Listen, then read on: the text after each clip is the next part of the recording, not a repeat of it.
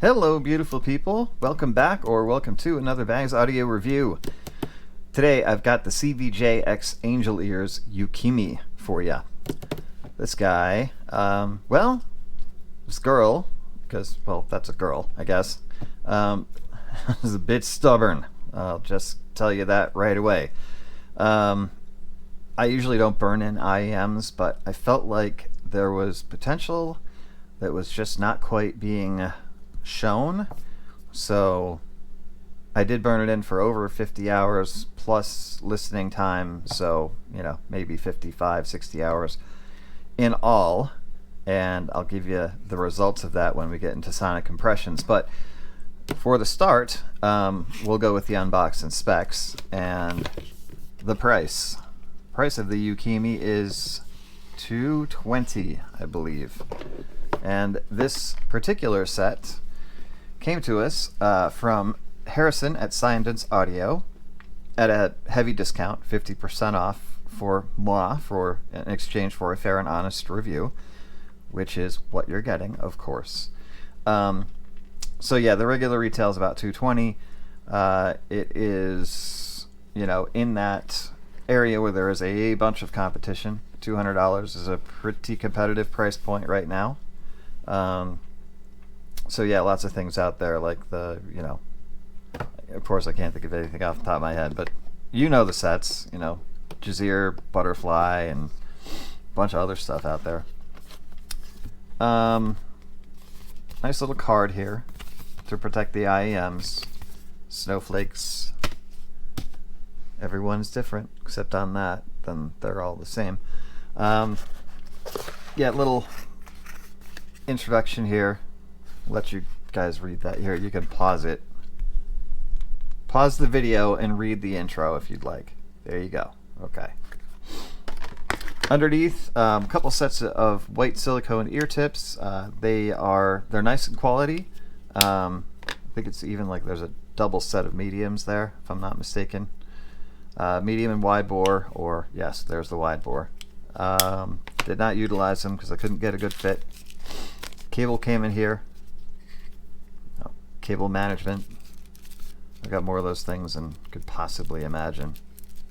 If you strike me down, I will become more possible than you could possibly, or I could become more powerful than you could possibly imagine. Sorry, Obi-Wan, I totally screwed up that quote. So it does come with a modular cable, which is very nice. There's the 3.5 ended termination, which I used for the frequency response graph measurements. Can't talk today. The cable is white. It is thick. There's a little memory to it, but not much. It's kind of bouncy. I like it. Mildly tangly, but not anything like terrible. It does come untangled very quickly, because this is sort of it's a rubbery feel. It's kind of different than a lot of IEM cables these days. So yeah, it's got bounce.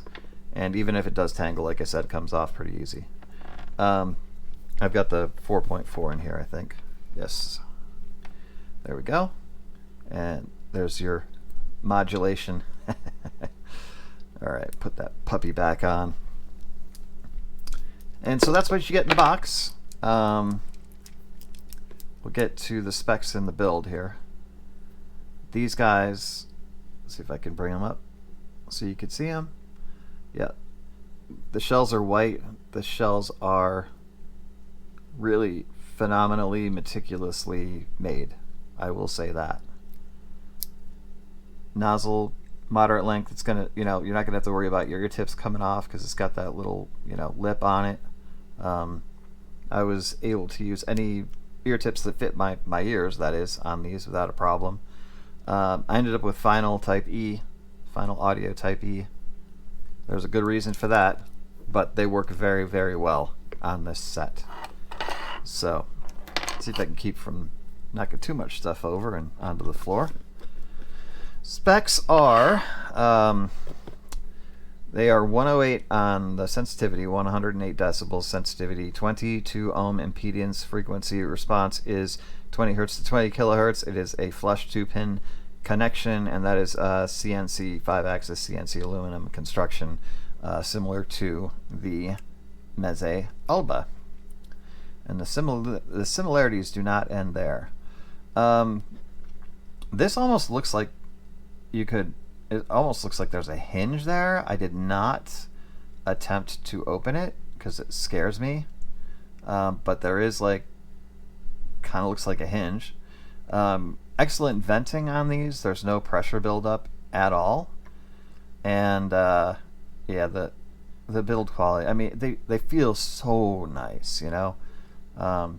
Similar to the Meze Alba in quality, I think. Maybe even a touch nicer.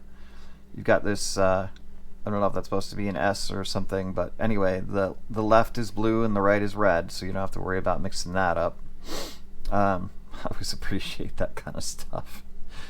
Silly as it may be, unnecessary as it may be, I do appreciate it. Yeah, and there you have it.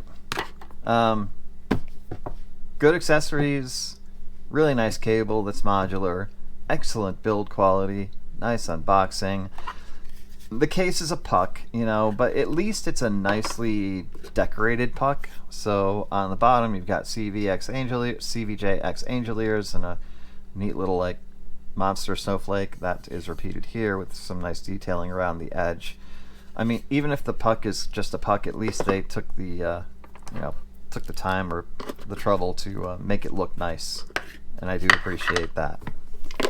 So, let's put stuff back in here so I don't lose it.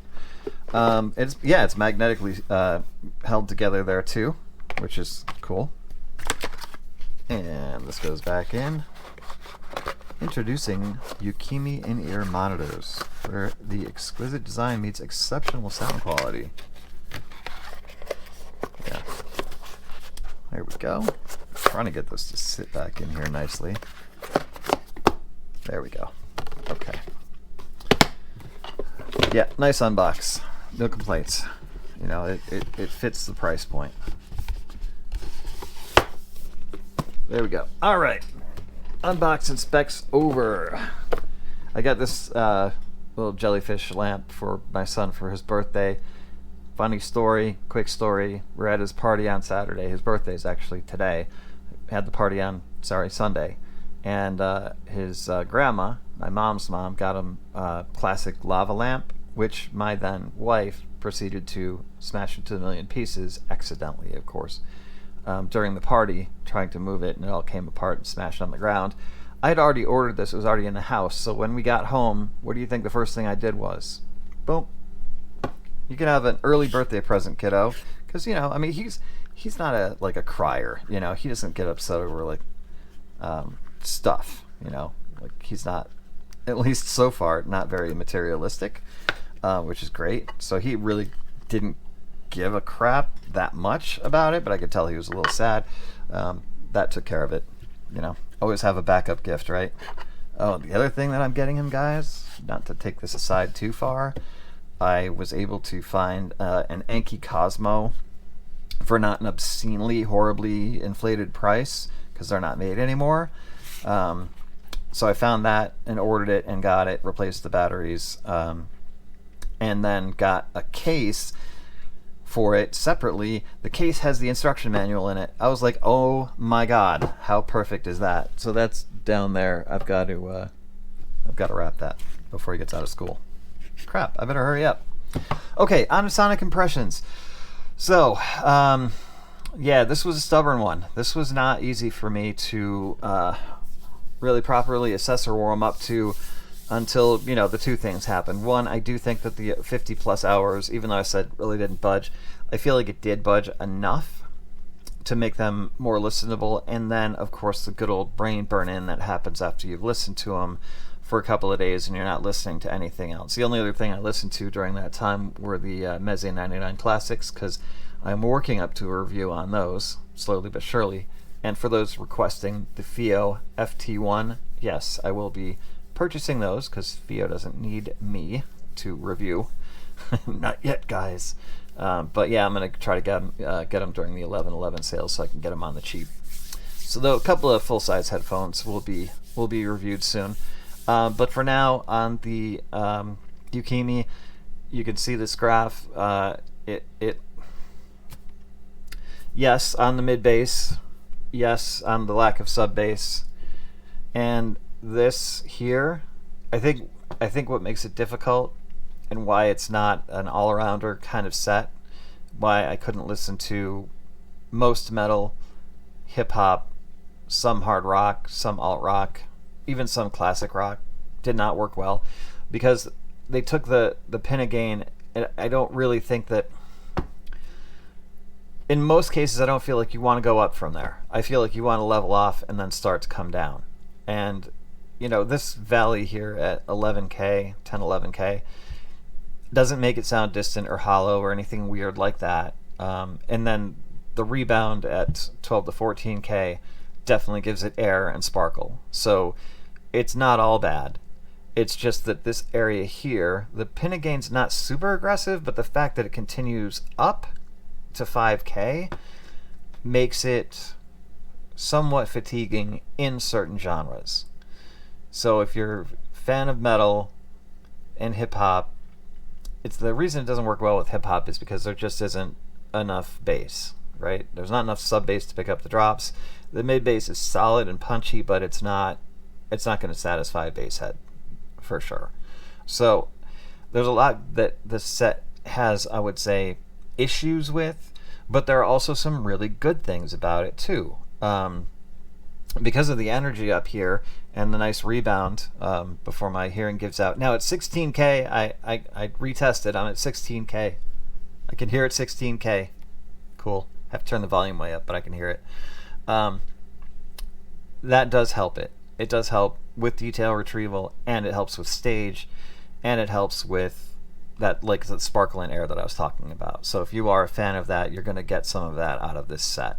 You just have to get past here, and the only way really to get past here is don't listen to music where there's a whole bunch of stuff going on there, so that's like you're talking about, lots of cymbals and crash cymbals and, like intense like vocals, that kind of stuff. Like it's just, it doesn't work well. It doesn't play well with metal at all, or hip hop to an extent. But what it does play well with are, certainly and definitely for like critical listening, you've got jazz, classical, opera, things like that. Because usually in opera the voices are not being overrun by a lot of instrumentation, at least especially not in arias, right? So you get a nice, clean, clear female vocal and a nice, also clean, clear male vocal. You get some nice warmth in the mids, but they are, again, clean, clear mids, so not any bass bleed to worry about. It definitely is like a mid and treble head kind of set. I just wish, well, not every set can be exactly the way that I want it to be tuned. That would be boring as shit. So I don't want that to happen. It's good for me to experience sets like this that push me out of my comfort zone to make me listen to genres that I don't normally spend a lot of time listening to. I still like, I like classic rock. I do obviously like jazz. I like classical music too. This would be good with acoustic, like folk music. I listened to Emmylou Harris's version of Poncho and Lefty on it, and it was just choice. I listened to Southern Cross by Crosby, Stills, Nash & Young, and the only thing on that track is there's this thing that goes and I'm not sure what instrument it is. Could it maybe a tambourine or something? And it doesn't matter what recording I listen to because it's there, whether it's live or studio or whatever. It sounds it's super fatiguing. So that track doesn't work. And if you listen to it with the Yukimis, if you listen to it on any set, you're going to pick it up. You're going to know exactly what I'm talking about. You're going to go, oh. And hopefully that doesn't bother you. Because once you hear it, you're not going to unhear it, probably. Anyway, so yeah, it's picky. It's also picky in the sense that it does not like low quality recordings. This is not a lo-fi set. Lo-fi is going to sound like absolute shit on it, honestly. It just is. It does. But that doesn't necessarily mean high it doesn't mean bit rate or bit depth. Sorry, bit depth of like you don't have. It's not a minimum of 24. Like you can listen to 16. You can listen to CD quality 1644.1, no problem whatsoever, as long as that original recording is good. So things like OK Computer by Radiohead, really, really good. Rage Against the Machine, their self-titled album, really, really good. So it doesn't have to be high res. It just has to be a good recording from the start. If it's not a good recording from the start, these things do nothing to mask that. It's right there in front of you, which is why I think that I would like them for transparency, for critical listening, for classical, for jazz, where you're able to hone in on specific instruments and all the little nuances and pick them up. It does that really well. It has that micro detail retrieval, and there is some enjoyment to the set. It's not just for that. It has enough mid bass and enough like warmth and engagement in here, the low mids, that it's a pleasant listen. Like I did find myself getting lost in some music at points in time, and then I would be jarringly shaken awake by a track that wasn't playing well on it because of this. So what do I think? And but really, I don't want to do comps. Like I just don't, because this is its own thing. It's not going to comp with anything else really. Maybe like the SimGot EA 1000, which I did a while back, but I like the EA 1000 better. It's just a little smoother. It doesn't quite get as fatiguing as this does on certain tracks or certain genres. So, but it is somewhat similar to the EA 1000 in its tuning. If you're a fan of that set, you might like this set. But then again, this set might be repetitive or redundant for you. Yeah, it's not gonna be for everybody. It just isn't. It doesn't have the all-rounder effect. But like I said, and I'll say again, jazz, classical, folk, acoustic, some medium weight rock. Like it did fine with Highly Suspect and Royal Blood. Not so much with Mastodon. Tool sounded good on it because Tool sounds good on everything. Because Tool, whoever does their mixing and mastering, is a freaking wizard. Like that guy, I think he's been doing it the whole time. I'm guessing, based on the consistency of the quality of their recordings, there's just like, I can pick out one thing that I heard that was off at the beginning of, what track is it? The beginning of, come on, cursor. Oh, Fear Inoculum, where are you? Here we go. Pneuma. At the beginning of Pneuma, you can hear a couple of pops and hisses when the guitar is playing, just in like the first minute or so of the song, and then it's gone. And that's literally the only thing I've ever picked out of a Tool recording, studio recording anyway, that was just like, oh, that was kind of a screw up. Everything else is just smooth like butter. So yeah, Tool played well on them, but like I said, Tool plays well on everything. Thank God, because I love that freaking band. It's going to get a recommend for specific situations, for specific genres, for specific people. This is not going to be a set that you should not make this your first $200 set. You shouldn't save up and buy this set because you want to try something that's $200. There's so many more sets out there that will get that job done for you in a better way, like the Chopin, like the AngelEars Quintet. There we go. Like the EA 1000. But this I would say, be geared towards people who are critical listening in the genres that I mentioned.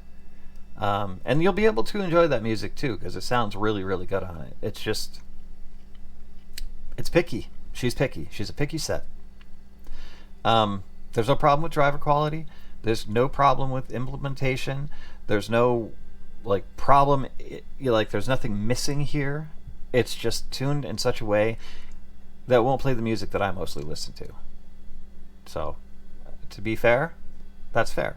It's good quality. It's solid. It's worth the money. If you like the things that I mentioned, it's good at. And if you don't, move along.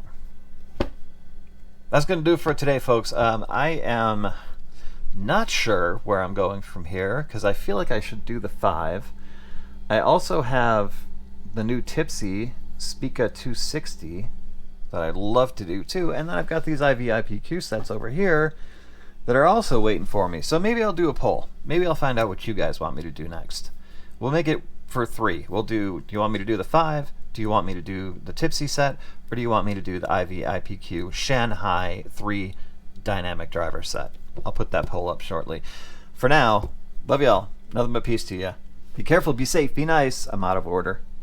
This whole court is out of order. Love y'all. Peace.